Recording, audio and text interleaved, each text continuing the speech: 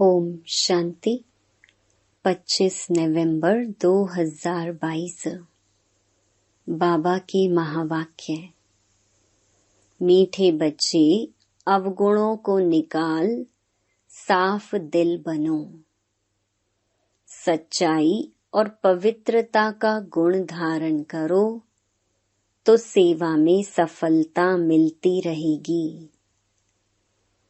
प्रश्न: तुम ब्राह्मण बच्चों की कर्मातीत अवस्था कब और कैसे बनेगी? उत्तर: जब लड़ाई का सामान पूरा तैयार हो जाएगा तब तुम सबकी कर्मातीत अवस्था नंबरवार बन जाएगी। अभी रेस चल रही है। कर्मातीत बनने के लिए पुरानी दुनिया से बुद्धि निकल जानी चाहिए।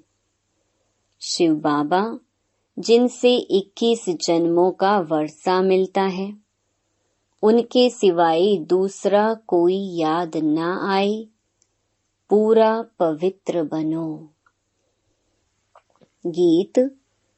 मुखड़ा देख ले प्राणी जरा दर्पण में। ओम शांति। जबकि बेहद का बाप बच्चों को मिला है और बच्चों ने पहचाना है, अब हरेक महसूस करते हैं कि हम कितना पाप आत्मा थे और कितना पुण्य आत्मा बन रहे हैं। जितना जितना श्रीमत पर चलेंगे उतना जरूर बाप को फॉलो करेंगे। बच्चों के आगे एक तो यह चित्र है और दिलवाड़ा मंदिर भी पूरा यादगार है। गीत भी गाते हैं दूर देश के। अब पराए देश पतित शरीर में आए हैं। बाप खुद कहते हैं, यह पराया देश है। पराया किसका? रावण का। तुम भी पराए देश अथवा रावण राज्य में हो। भारतवासी पहले राम राज्य में थे, इस समय पराए अर्थात रावण राज्य में हैं। शिव बाबा तो विचार सागर मंथन नहीं करते। यह ब्रह्मा विचार सागर मंथन कर समझाते हैं कि यह जो जैनी लोग हैं उनका यह देलवाड़ा मंदिर है। यह जो चैतन्य होकर गए हैं उनका ही जड़ यादगार है। आदि देव आदि देवी भी बैठे हैं। ऊपर में स्वर्ग है। अब अगर जो उन्हों के भगत हैं उन्हों को ज्ञान मिले तो अच्छी तरह समझ सकते हैं कि बरोबर नीचे राजयोग की शिक्षा ले रहे हैं। ऊपर में भी प्रवृत्ति मार्ग, नीचे भी प्रवृत्ति मार्ग। कुंवारी कन्या अधर कन्या का चित्र भी है। अधर कुमार और कुमार भी हैं। तो मंदिर में आदि देव ब्रह्मा भी बैठा है और बच्चे भी बैठे हैं। अब तुम समझ गए हो कि ब्रह्मा सरस्वती ही राधे कृष्ण बनते हैं। ब्रह्मा की आत्मा का बहुत जन्मों के अंत का जन्म है। यह बाप और बच्चों का यादगार है। ऐसे तो नहीं 1000 लाख चित्र रखेंगे। मॉडल में थोड़े चित्र रखे जाते हैं। यह है जड़ और हमारा है चैतन्य। जिन्होंने कल्प पहले भारत को स्वर्ग बनाया है उन्हों का यादगार है। जगत अम्बा, जगत पिता और उनके बच्चे हैं। मेजॉरिटी माताओं की होने कारण बी के नाम लिख दिया है। मंदिर में भी कुंवारी कन्या और अधर देवी है। अंदर जाएंगे तो हाथियों पर मेल्स के चित्र हैं। यह सब बातें तुम बच्चे ही समझ सकते हो। तुम अभी साफ दिल बनते हो, आत्मा से अवगुण निकाल रहे हो। तुम्हारी मम्मा किसको समझाती थी तो उनको तीर लग जाता था। उनमें सच्चाई, पवित्रता थी भी कुमारी। मम्मा का नाम पहले आता है, पहले लक्ष्मी फिर नारायण। अब बाप कहते हैं मम्मा जैसे गुण धारण करो। अब गुणों को निकालते जाओ, नहीं निकालेंगे तो पद भ्रष्ट हो जाएंगे। सपूत बच्चों का काम है हर एक बात समझना। पहले तुम बेसमझ थे, अब बाबा समझदार बनाते हैं। अज्ञान में बच्चे खराब होते हैं तो बाप का नाम बदनाम करते हैं। यह तो बेहद का बाप है। ब्रह्मा कुमार कुमारियां कहलाकर फिर ईश्वर बाप का नाम बदनाम करेंगे तो उनका क्या हाल होगा। ऐसा काम क्यों करना चाहिए जो पद भी भ्रष्ट हो और बहुतों का नुकसान भी हो।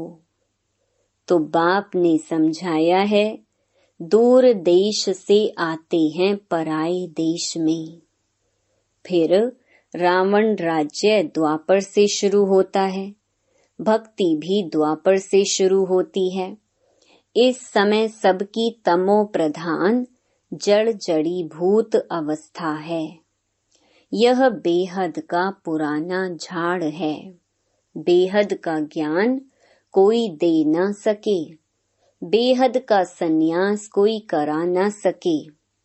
वह हद का सन्यास कराते हैं। बेहद का बाप बेहद की पुरानी दुनिया का सन्यास कराते हैं। आत्माओं को समझाते हैं, हे बच्चे, यह पुरानी दुनिया है।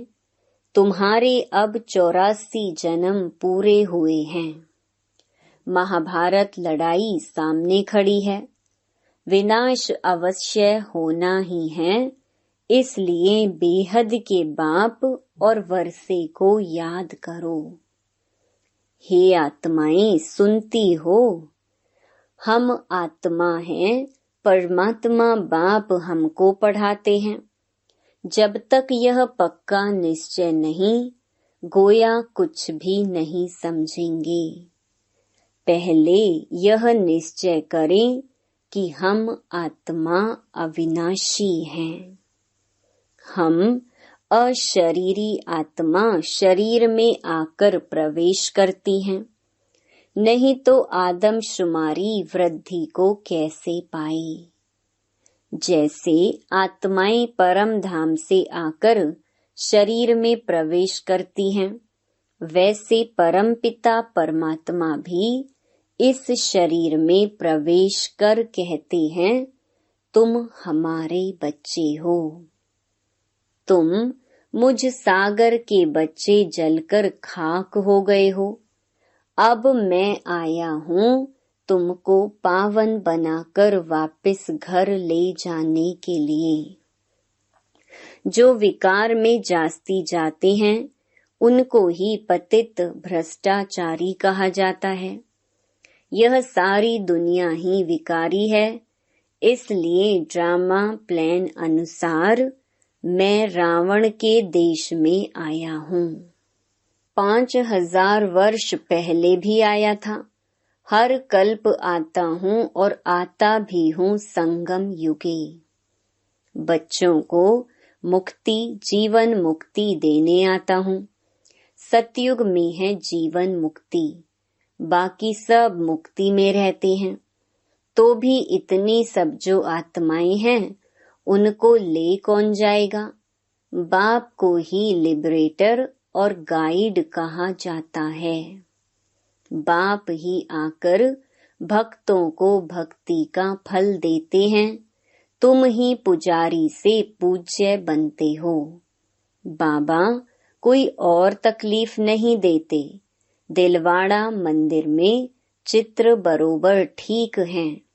बच्चे योग में बैठे हैं, उन्हों को शिक्षा देने वाला कौन है? परम पिता परमात्मा का चित्र भी है। शिव बाबा ब्रह्मा द्वारा सतयुग की स्थापना कर रहे हैं। यहाँ भी चित्र में देखो, झाड़ के नीचे तपस्या कर रहे हैं। ब्रह्मा सरस्वती की भी माँ हो गई। गाया भी जाता है, त्वमेव माताश्च पिता। निराकार को कैसे कह सकते? इसमें उसने प्रवेश किया है तो यह माता बनी ना। सन्यासी तो निवृत्ति मार्ग वाले हैं, अपने मुख से कहते हैं कि यह हमारे फॉलोअर्स हैं। वे कहते हैं हम फॉलोअर्स हैं। यहाँ तो माता पिता दोनों हैं, इसलिए कहते हैं त्वमेव माताश्च पिता। बंधु भी हैं, जिसमें प्रवेश करते हैं वह भी पढ़ते रहते हैं, तो सखा भी बन जाते हैं। शिव बाबा कहते हैं मैंने ब्रह्मा द्वारा एडॉप्ट किया है। तुम राजयोग सीख रहे हो। शिव बाबा को अपना शरीर तो है नहीं। वहाँ मंदिर में लिंग रखा है। दिलवाड़ा का अर्थ कोई समझ न सके। अधर कुमारी कुंवारी कन्या भी है। सिखलाने वाले शिव का भी चित्र है। स्वर्ग का मालिक बनाने वाला जरूर उस्ताद चाहिए। वहाँ श्री कृष्ण की बात नहीं। जहाँ ब्रह्मा बैठा है वहाँ श्री कृष्ण कैसे आए?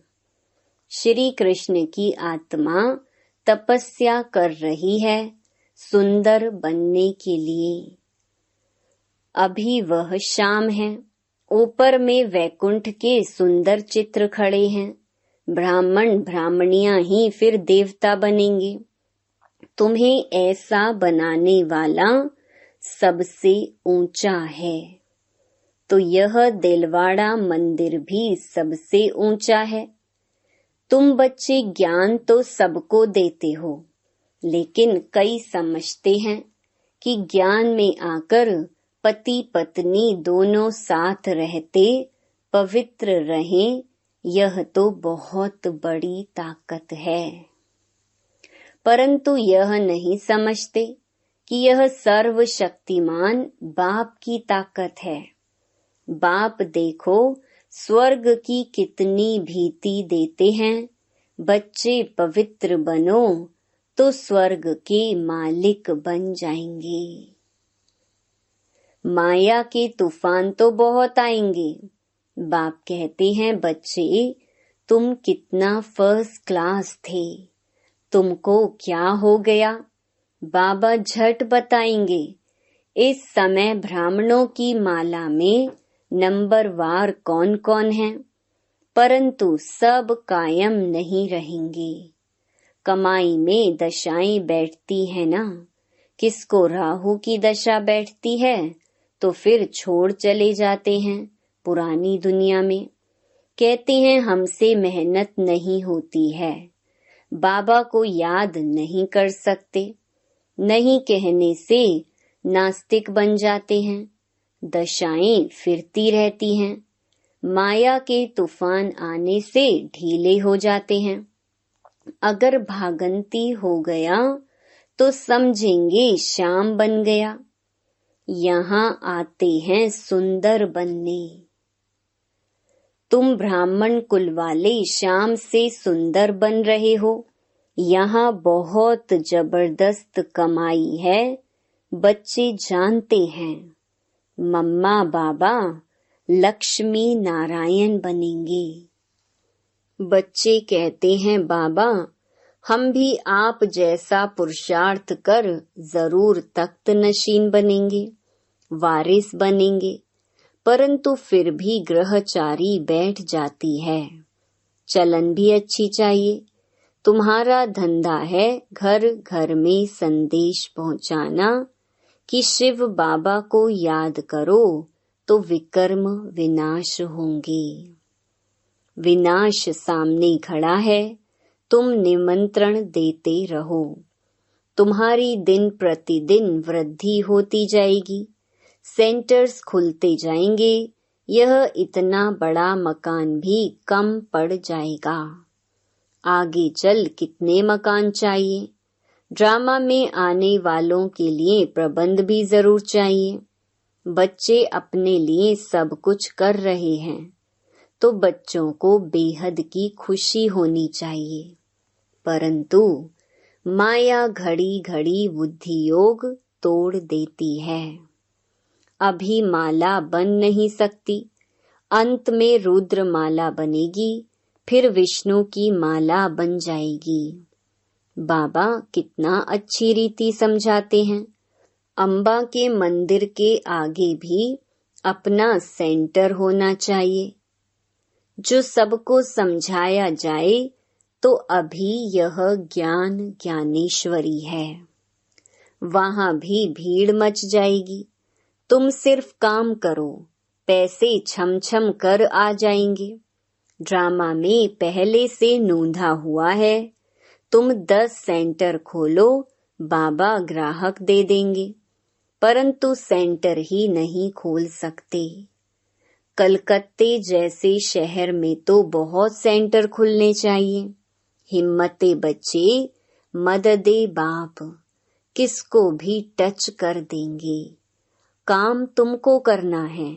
बहुरूपी के बच्चे, तुम बहुरूप धारण कर यह सर्विस कर सकते हो। कहाँ भी जाकर बहुतों का कल्याण कर सकते हो। जैनियों की भी सर्विस करनी है। बहुत अच्छे बड़े बड़े जैनी हैं, परंतु बच्चों की इतनी विशाल बुद्धि नहीं है जो सर्विस करें।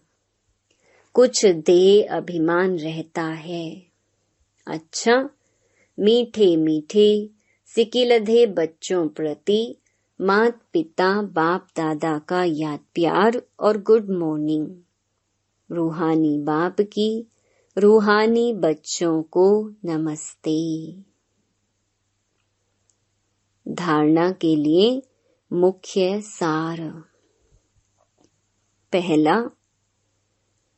बाप का बनकर माया के वश नहीं होना है। कर्मातीत बनने का पुरुषार्थ करना है। बाप को भूल नास्तिक नहीं बनना है। दूसरा, बुद्धि से बेहद का संन्यास करना है। बेहद खुशी में रहकर विशाल बुद्धि बन सेवा करनी है। वरदान, दिल की समीपता द्वारा सहयोग का अधिकार प्राप्त कर उमंग उत्साह में उड़ने वाले तीव्र पुरुषार्थी भव। जो बच्चे दूर बैठे भी सदा बाप की दिल के समीप हैं, उन्हें सहयोग का अधिकार प्राप्त है और अंत तक सहयोग मिलता रहेगा। इसलिए इस अधिकार की स्मृति से कभी भी ना तो कमजोर बनना, ना दिल शिकस्त बनना, ना पुरुषार्थ में साधारण पुरुषार्थी बनना। बाप कंबाइंड है, इसलिए सदा उमंग उत्साह से तीव्र पुरुषार्थी बन आगे बढ़ते रहना। कमजोरी व दिल शिकस्तपन बाप के हवाले कर दो। अपने पास सिर्फ उमंग उत्साह रखो। स्लोगन, श्रीमत के कदम पर कदम रखते चलो तो संपूर्णता की मंजिल समीप आ जाएगी। मातेश्वरी जी के अनमोल महावाक्य। पहला, सतोगुणी, रजोगुणी, तमोगुणी, यह 3 शब्द कहते हैं। इसको यथार्थ समझना जरूरी है। मनुष्य समझते हैं यह तीनों गुण इकट्ठे चलते रहते हैं, परंतु विवेक क्या कहता है? क्या यह तीनों गुण इकट्ठे चले आते हैं व तीनों गुणों का पार्ट अलग अलग युग में होता है? विवेक तो ऐसे ही कहता है कि यह तीनों गुण इकट्ठे नहीं चलते। जब सतयुग है तो सतोगुण है, द्वापर है तो रजोगुण है, और कलयुग है तो तमोगुण है। जब सतो है तो तमो रजो नहीं, जब रजो है तो फिर सतो गुण नहीं है। यह मनुष्य तो ऐसे ही समझकर बैठे हैं कि यह तीनों गुण इकट्ठे चलते आते हैं। यह बात कहना सरासर भूल है। वो समझते हैं जब मनुष्य सच बोलते हैं, पाप कर्म नहीं करते हैं, तो वो सतोगुणी होते हैं। परंतु विवेक कहता है जब हम कहते हैं सतोगुण, तो इस सतोगुण का मतलब है संपूर्ण सुख। गोया सारी सृष्टि सतोगुणी है। बाकी ऐसे नहीं कहेंगे कि जो सच बोलता है वो सतोगुणी है और जो झूठ बोलता है वो कलयुगी तमोगुणी है। ऐसे ही दुनिया चलती आती है।